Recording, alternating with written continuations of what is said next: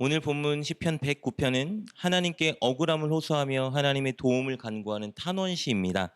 그런데 하나님께 간구하는 그 내용이 원수들에게 하나님의 심판과 저주를 내려달라는 간구이기 때문에 저주시라고 불리기도 합니다. 본문의 시편 기자는 다윗인데요.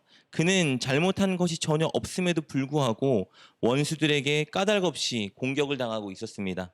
그가 어떤 공격을 당하고 있는지 말씀을 통해 살펴보겠습니다. 1절부터 3절까지 말씀입니다. 내가 찬양하는 하나님이여 잠잠하지 마소서. 그들이 악한 입과 거짓된 입을 열어 나를 치며 속이는 혀로 내게 말하며 또 미워하는 말로 나를 두르고 까닭없이 나를 공격하였음이니이다. 2절과 3절을 보니 다윗은 그들이 악한 입, 거짓된 혀와 속이는 혀, 그리고 미워하는 말로 자신을 공격하고 있다고 하소연합니다. 즉 다윗의 원수들은 근거 없는 말로 다윗을 헐뜯어 다윗의 명예와 지위를 손상시키고 있었던 겁니다. 이런 중상모략과 더불어 그들은 다윗을 대적하며 다윗의 목숨을 해하려 하고 있었습니다. 그런데 이런 대적의 공격에 대항하는 다윗의 반응이 인상적입니다. 4절과 5절입니다. 나는 사랑하나 그들은 도리어 나를 대적하니 나는 기도할 뿐이라. 그들이 악으로 나의 선을 갚으며 미워함으로 나의 사랑을 갚았사오니. 다윗은 그들의 악한 행위에 똑같이 악으로 대항하지 않았습니다. 오히려 악을 선으로 갚으려고 노력했고 자기를 해하려는 자들에게 자비를 베풀려 노력했습니다. 그리고 이렇게 행동했던 이유는 이것이 하나님의 뜻이었기 때문입니다.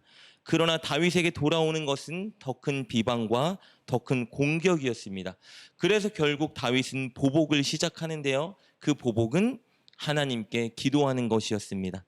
다윗은 자신이 그들에게 직접 악으로 갚는 대신에 그들에 대한 보복을 하나님께 맡기기 시작했습니다. 다윗은 늘 원수와 대적이 까닭없이 자기를 공격할 때 바로 이렇게 복수했습니다. 가장 대표적인 예가 사울 왕이 다윗을 추격하여 죽이려 했을 때입니다. 사울은 다윗을 시기하고 질투하여 아무 잘못이 없는 다윗을 죽이려고 추적했죠. 그때 다윗은 사실 사울을 죽일 수 있는 두 번의 기회를 얻었습니다. 그러나 죽이지 않았죠. 같이 악으로 갚지 않았습니다. 다윗이 착하고 선해서 그랬던 것이 아니고요.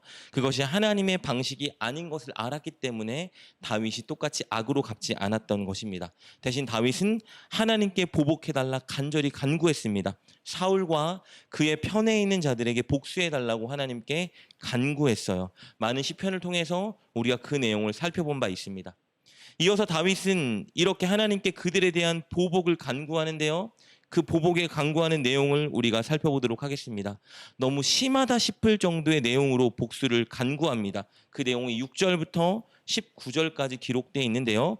대표적으로 8절부터 10절까지 내용만 살펴보겠습니다. 그의 연수를 짧게 하시며 그의 직분을 타인이 빼앗게 하시며 그의 자녀는 고아가 되고 그의 아내는 과부가 되며 그의 자녀들은 유리하며 구걸하고 그들의 황폐한 집을 떠나 빌어먹게 하소서.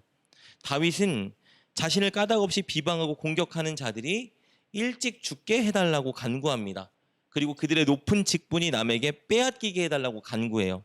그래서 그의 아내는 과부가 되고 그의 자녀들은 고아가 되게 해달라고 간구하는데요. 더 나아가서 그 자녀들, 고아가 된 자녀들이 가난하고 힘겹게 살아가게 해달라고 간구합니다. 여러분 어떠세요? 좀 심하다 싶을 정도로 자식까지 저주하고 있습니다. 이렇게 기도하는 게 맞을까 싶은데요. 그런데 다윗은 왜 자신이 이렇게까지 원수를 저주하는지 그 이유를 제시합니다. 16절부터 18절까지 말씀입니다.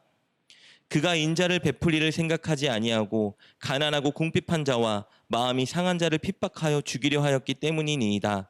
그가 저주하기를 좋아하더니 그것이 자기에게 임하고 축복하기를 기뻐하지 아니하더니 복이 그를 멀리 떠났으며 또 저주하기를 옷 입득하더니 저주가 물같이 그의 몸속으로 들어가며 기름같이 그의 뼛속으로 들어갔나이다. 왜 그들을 그렇게 심하게 저주했냐 하면요. 그들이 하나님이 늘 강조하시는 삶의 원리를 무시했기 때문입니다. 하나님은 늘 사회의 약자들, 고아와 과부와 궁핍한 자를 긍휼히 여겨야 한다고 말씀해 주셨습니다. 그러나 다윗의 대적들은요. 우리 본문 16절에 기록된 것처럼 사회적인 약자들을 불쌍히 여기거나 그들을 선대하기는커녕 그들을 핍박하고 그들을 착취하고 그들을 죽이려 했던 겁니다. 심지어 자신들의 이익을 위해서 무고한 사람들을 모함하고 이렇게 다윗을 모함하고 공격하고 있었던 것입니다. 그들은 늘 남을 저주하는 자들이었습니다. 17절부터 18절을 통해서 다윗은 마치 저주가 오신 것처럼 그들은 늘 저주를 달고 산다고 주장하고 있죠. 즉 하나님 앞에 그들을 다윗이 저주한 내용은 그들이 행한 그대로 받게 해달라는 간구일 뿐인 겁니다. 공의와 정의의 하나님께서 그들이 행한 대로 그들이 보응받게 해달라고 다윗은 간구하고 있었던 겁니다. 20절 말씀 이렇게 기록되어 있습니다. 이는 나의 대적들이 곧 내 영혼을 대적하여 악담하는 자들이 여호와께 받는 보응이니이다. 이렇게 대적에 대한 복수를 하나님께 맡기고 하나님께 공의와 정의의 근거에서 그들을 심판해달라 다윗은 호소하고 있었던 겁니다. 그리고 이제 자신을 대적들로부터 구원해달라고 간구합니다. 우리 26절 27절입니다. 여호와 나의 하나님이여 나를 도우시며 주의 인자하심을 따라 나를 구원하소서. 이것이 주의 손이 하신 일인 줄을 그들이 알게 하소서. 주 여호와께서 이를 행하셨나이다. 이렇게 하나님께 맡기고 구원을 간구한 다윗은 이제 자신이 해야 할 일을 합니다. 그것은 하나님의 응답을 확신하며 하나님을 찬양하는 것입니다. 30절 31절입니다. 내가 입으로 여호와께 크게 감사하며 많은 사람 중에서 찬송하리니 그가 궁핍한 자의 오른쪽에 서사 그의 영혼을 심판하려 하는 자들에게서 구원하실 것이미로다. 이렇게 오늘 본문을 통해 살펴본 것처럼 다윗은 원수들이 자신을 공격할 때 자신이 해야 하는 일을 했습니다. 직접 악으로 갚지 않았고요. 최선을 다해 선으로 행하려 했습니다. 그리고 하나님께 복수를 맡겼습니다. 하나님께 자신의 모든 감정을 다 쏟아냈고요. 하나님께 그들을 처벌해 달라고 간구했습니다. 그리고 자신을 그들에게서 구원해 달라고 간구했죠. 끝으로 하나님께서 그렇게 응답해 주실 것을 믿고 하나님을 찬양했습니다. 그래서 다윗은 원수의 대적 속에서도 소망을 품고 이겨낼 수 있었던 것입니다.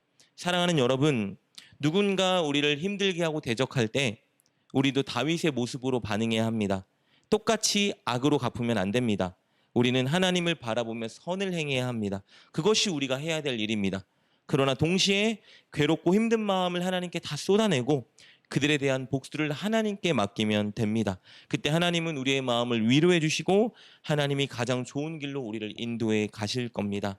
사랑하는 여러분, 누군가 여러분을 힘들게 할 때 오늘 본문의 다윗처럼 하나님의 방식으로 대응하시고 하나님께 맡기는 여러분 되시길 주님의 이름으로 축복합니다. 기도하겠습니다. 공의와 정의의 하나님, 우리가 누군가에 의해 억울한 일을 당할 때, 원수 같은 자들에게 공격당할 때 우리 힘으로 복수하지 않고 하나님께 맡기게 하여 주옵소서.